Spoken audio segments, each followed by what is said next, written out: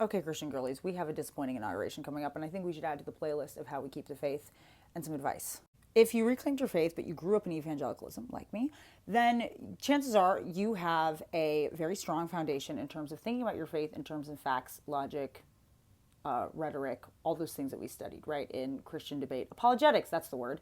But the problem is the worst parts of white supremacy or colonial faith involve attacking and destroying one's connection to the body, your connection to the body, the black connection to the body, the female connection to the body. And oftentimes we go back to our faith and we use hermeneutics, we use interpretation, we use intellect, but it doesn't necessarily help with us connecting with God in a way where we feel peace in our bodies and at home.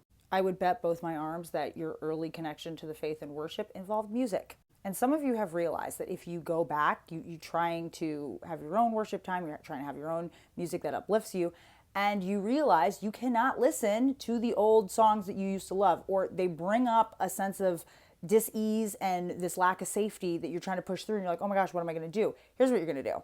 I don't care if you have no songs, no new ideas in your head. You're going to create a playlist, Apple playlist, Spotify, whatever, right? Create a playlist. I called mine Fortify and Glorify when I came back to the faith because I was fortifying and I was glorifying. And what I did was I looked for new artists or artists who I had grown up loving, who were releasing new music, who I had absolutely no bad memories, no physical sensations of pain attached to. And I listened to that music, and whatever stuck with me, whatever pointed me to the truth of who God was, and whatever made me think on good and righteous things, that's what I kept in my playlist. And I did not judge, right? We listen, we don't judge. Literally, we listen, we don't judge.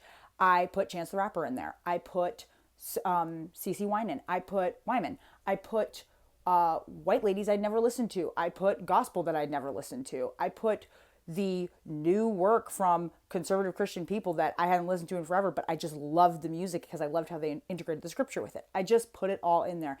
That became my new track. It became the new soundtrack to a new season in my faith and what God was doing in my life. You need that clean delineation between then and now for you to be able to move forward and to process what happened in the past. What's going to happen is you will find that you will be peaceful enough to go back to the old songs and see them anew or hear them anew or realize that your sense of worship is in a much more grounded place and it doesn't have the same effect on you anymore. You could go back to enjoying those songs. But you can't skip over the step of creating new memories and a new sense of safety. This is just how we are beautifully made. So don't leave that on the table. Personally, I started every morning before I could even read the scriptures or before I had the discipline to do a full devotion. I just listened to 3 songs every morning. That's what I'd start. That's what I put in my head. That's what I put in my heart. And also too, when you're singing, something about physically singing really helps with your physical anxiety and the ways that worry or that dis-ease sits in your body. If you think that there isn't going to be a physical spiritual component to you processing the news that's coming, the news that we are learning about the complicity of America, the sickness that you are learning to see in the American society, and the ways that there goes the dog. Long story short, politics and social events, these things have physical repercussions in your body.